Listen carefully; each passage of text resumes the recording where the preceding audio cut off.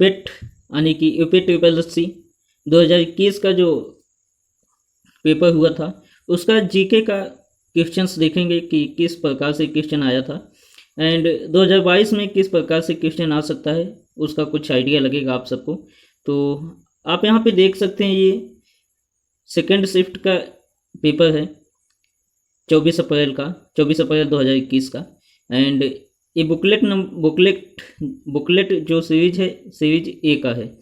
तो चलिए स्टार्ट करते हैं। आप यहाँ देख सकते हैं निर्देश आप पढ़ सकते हैं एंड पेपर के पहले पढ़ना होता है आपको कितने नेगेटिव मार्क्स हैं कितने पॉजिटिव हैं मतलब कितने माइनस मार्किंग है ये सब आपको यहाँ पे देखने को मिल जाएगा।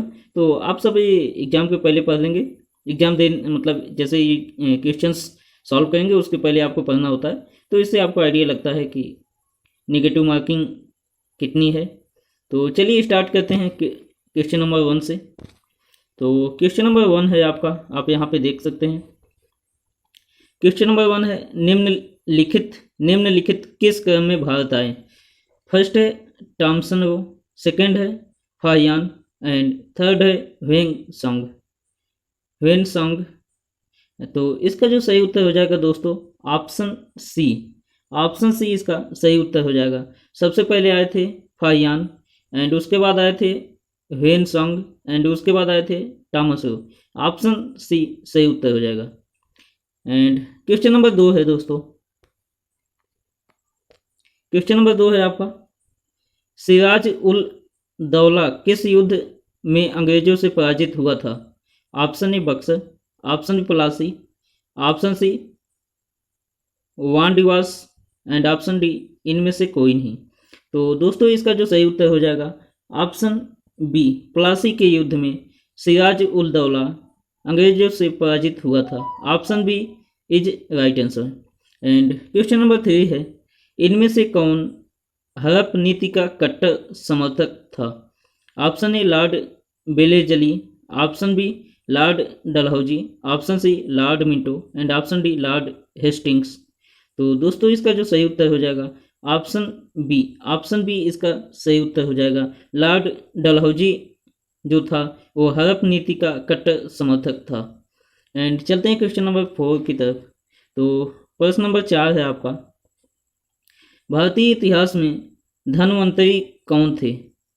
भारतीय इतिहास में धन्वंतरी कौन थे।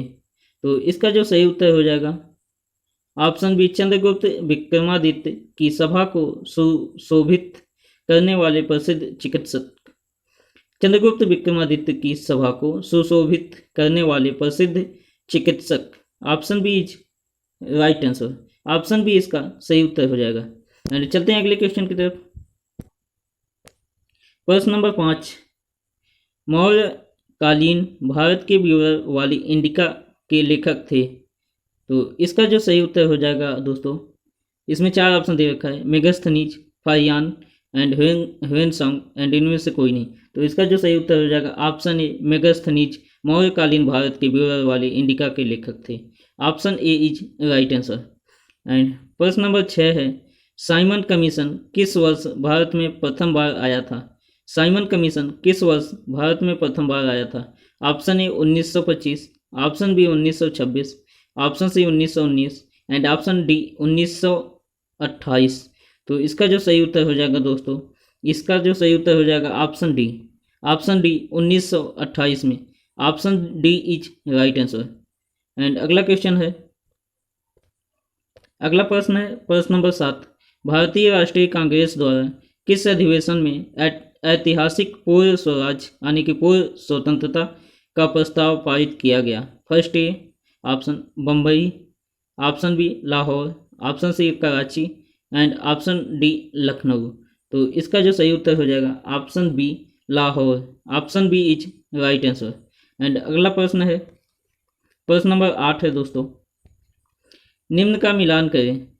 ए दे रखा Indian national Army, B Ghadar Party, C Mitra Mela and D Home rule league.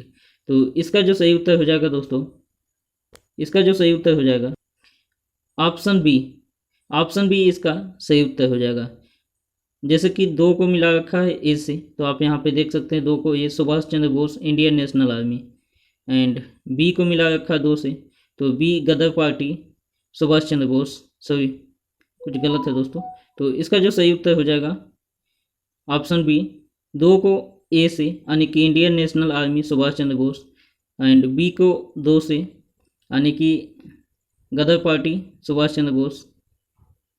Sorry दोस्तों कुछ इसमें मिस्टेक है, हाँ सही है। ऑप्शन ए को मिला रखा 2 से, तो Subhash Chandra Bose Indian national army, and B को फर्स्ट से, तो Ghadar party Lala Hardayal, and C को 3 से, तो Mitra Mela B D Savarkar, and 4 को डी से, तो home rule league Annie Besant.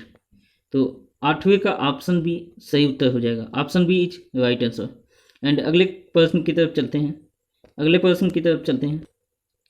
प्रश्न नंबर 9, निम्न में से किसने महात्मा गांधी के खिलाफत आंदोलन से जुड़ने का विरोध किया?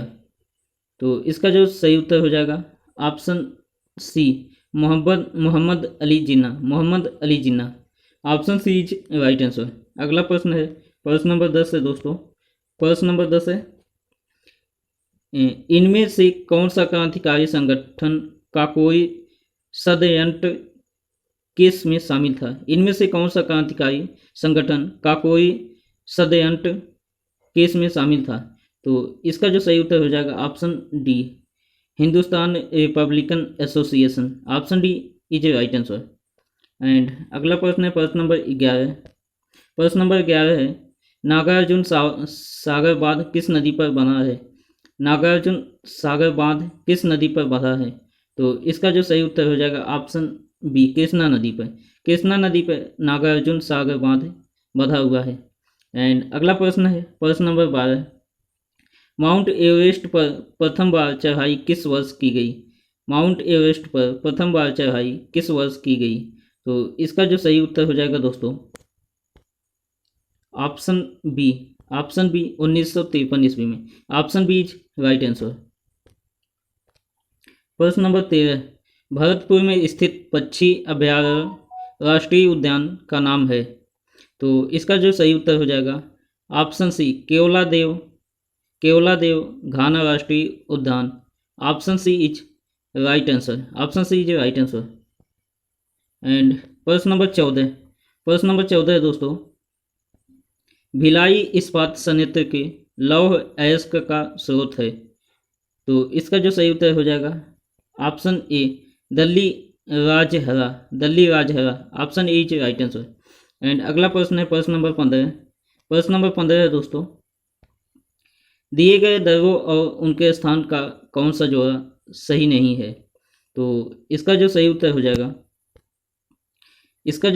जाएगा दोस्तों ऑप्शन डी इसका सही उत्तर हो जाएगा। फर्स्ट, सेकंड और थर्ड, ऑप्शन डी इसका सही उत्तर हो जाएगा। एंड चलते हैं अगले क्वेश्चन की तरफ। प्रश्न नंबर 16, किसके बढ़ने के फलस्वरूप निजी निवेश में वृद्धि की अधिक संभावना होती है? तो इसका जो सही ऑप्शन हो जाएगा ऑप्शन सी, नई पूंजी पर अनुमानित प्राप्ति बढ़ने के फलस्वरूप निजी निवेश में वृद्धि की अधिक संभावना होती है, option C is right answer. And अगला प्रश्न है दोस्तों प्रश्न नंबर 17 है, भारत की राष्ट्रीय आय का आकलन करने वाली संस्था है। तो इसका जो सही उत्तर हो जाएगा ऑप्शन डी, केंद्रीय सांख्यिकी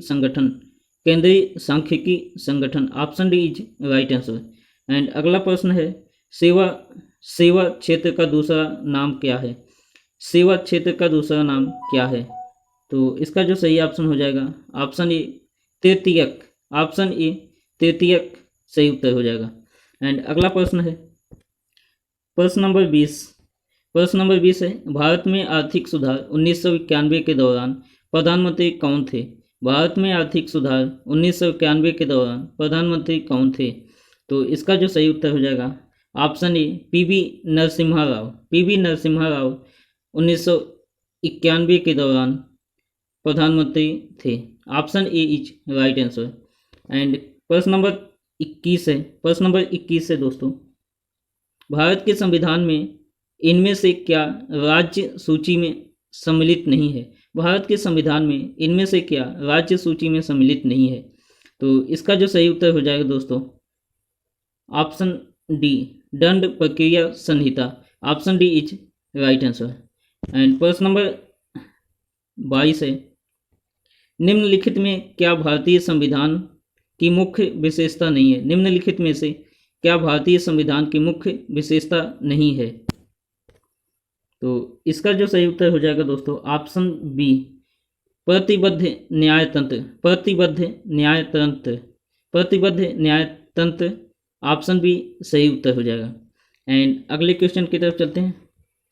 प्रश्न नंबर 23 है दोस्तों,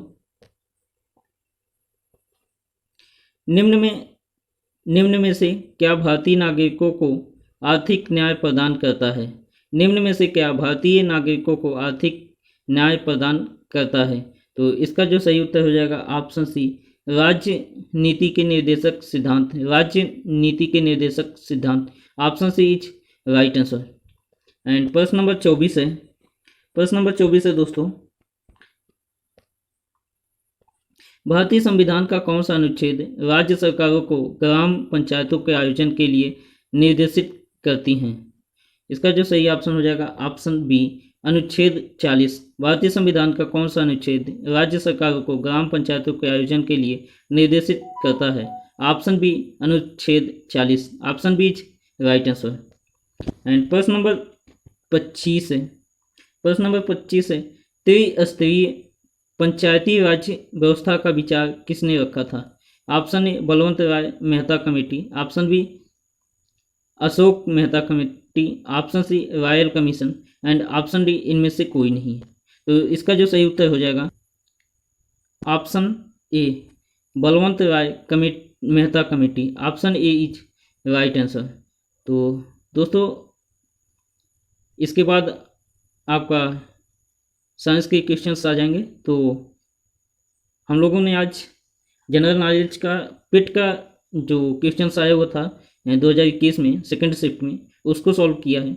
एंड अगर आप सबको आवश्यकता होगी कि साइंस के भी क्वेश्चंस सॉल्व कराए जाएं तो आप कमेंट बॉक्स में लिख सकते हैं। अगर आप लिखेंगे, कई लोगों को ज़रूरत होगी तो मैं उसको भी सॉल्व करवाने का प्रयास करूँगा दोस्तों। तो आज के लिए इतना ही, मिलते हैं अगले वीडियो में। तब तक के लिए चैनल को सब्सक्राइब जरूर कर लें और बेल आइकन को प्रेस कर लें ताकि जो भी नया वीडियो अपलोड हो तो उसका नोटिफिकेशन सबसे पहले आपके पास पहुंच जाए। और वीडियो को लाइक ज़रूर कर दें और कमेंट करना ना भूलें और अपने दोस्तों में वीडियो को शेयर ज़रूर कर दें। तो आज के लिए इतना ही, मिलते हैं अगले